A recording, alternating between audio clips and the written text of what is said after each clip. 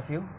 Welcome to the physics class on motion, class 9th as per CBSE syllabus. We are sharing this video for education purposes only on behalf of Ambition Vedic classes. So in previous class we have studied about distance time graph and the graphical representation of a motion, how motion of an object can be easily understood and studied with the help of a graph. Okay, and before coming to that, we should revise what we have studied in previous classes quickly. So we know what is motion. Motion is nothing but change of position of an object with respect to time. So whenever an object is moving or it is changing its position, it will obviously take certain time to move from one place to another place, right? Then we have also seen that if a body or an object is not moving, then we call that body or an object to be at rest.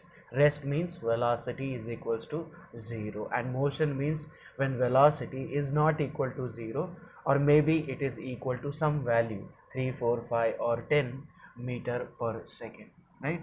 And then we have also seen that whenever we study motion, there is always comparison. We compare the object with the surrounding. Okay, so motion is never alone, it is a comparison of two things together. So motion is studied by doing comparison with the surrounding. So whatever thing or object with which we are comparing an object, moving object, we call that comparison point as reference. Okay, so an motion is always described with respect to some reference, okay, with respect to some surrounding, the things which are in the vicinity of the object. Fine. Then we have also seen that a motion can be of two types: uniform motion. Okay, uniform means constant. Okay, so if the motion of an object or movement of an object is constant, if the speed of an object is constant, a vehicle is moving with the same distance, same speed, sorry, that means covering equal distances in equal intervals of time, such a motion is known as uniform motion. So uniform motion is not possible in real life, because in real situations we have to stop at so many places, so the speed of the vehicle decreases. So such a motion where the speed of a vehicle decreases, then again increases, then decreases, an object or a vehicle covers unequal distances in equal intervals of time, or vice versa, equal distances in unequal intervals of time. So likewise we have studied now how these motions, uniform motion, an object moving with a constant speed, and a non-uniform motion, okay, when an object is moving with a different speeds at different time span, such a motion is known as non-uniform motion. Then first thing, when we want to represent such a motion on a graph or with the help of graphical representation, what are the precautions that we need to be that needs to be taken care of, how a graph is drawn when we are using a graph paper. So that is what we are going to see today. In previous class we have studied about something called distance time graph. So graph means nothing but graphical representation, representing an information or giving or writing an information in the form of pictures or graphs or diagrams is known as graphical representation. So just by looking at the graph we can obtain many information regarding the motion of an object that we will see. So first thing is distance time graph.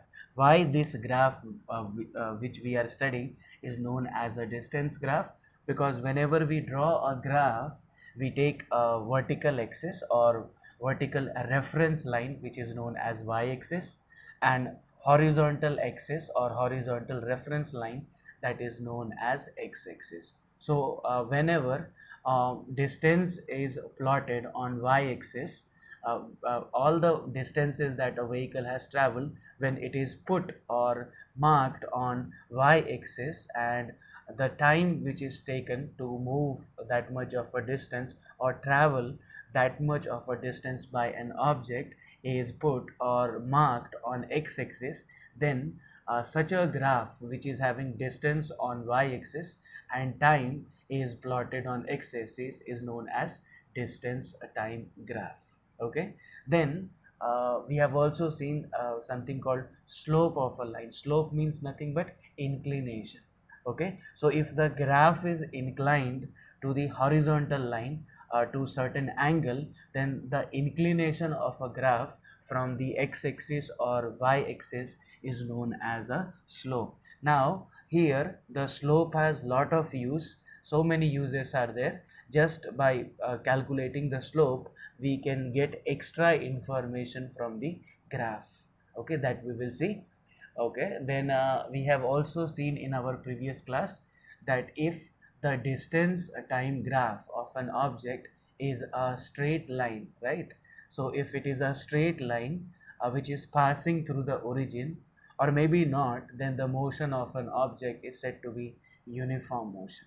If the graph is a straight line, then the motion is known as uniform motion. If the graph is not a straight line, or it is bent or broken at many places, or maybe the graph is a curved line, twisted line, then we call the motion to be as, the motion of an object is called as non-uniform motion. So quickly we will see again. Okay, so why we call this graph as distance time graph? Because distance traveled by an object is marked on y-axis and time taken is marked on x-axis. So therefore it is known as y-axis distance, x-axis time, distance time graph. Number one.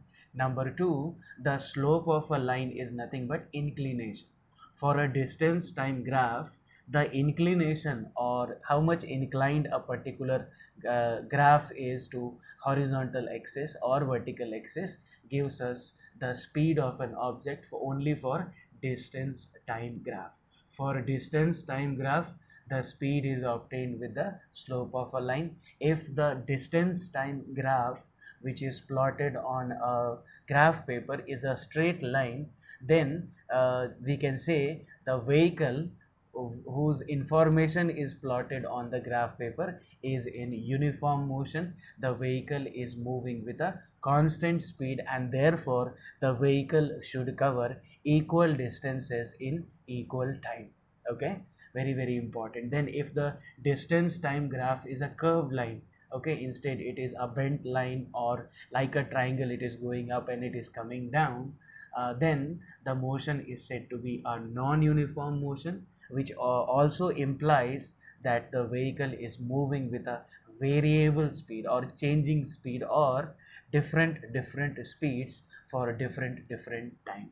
Okay, then for today's class we are going to see this graph. So this is the graph. Last time we had some mistake here in the values, but as you can see here, this time it is absolutely correct. So this is on y-axis, vertical reference line we can say, and the other one, as you can see, the last horizontal line at the bottom is known as x-axis. Okay, so the bottom part is nothing but x-axis, and the vertical part is nothing but y-axis. And like we have discussed, distance on y-axis and time on x-axis. So whenever distance is plotted on y-axis and time is plotted on x-axis, the graph whichever is obtained, like we can see here, it is a straight line. So this graph or a straight line is nothing but it is known as distance time graph. Okay, then very very important thing is, whenever we are drawing a graph on a graph paper, we need to pay attention to something which is very very important and which carries marks. Half mark, actually 1 mark, half mark for x-axis and half mark for y-axis. This is known as a scale. So it is very very important to write a scale whenever we are drawing a graph on graph paper or maybe on the classwork notebook. So what does the scale imply? See, we can put any values on the horizontal line or on the vertical axis, right?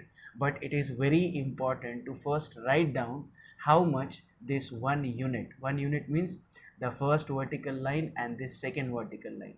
The distance between first line and second line vertical line is known as 1 unit.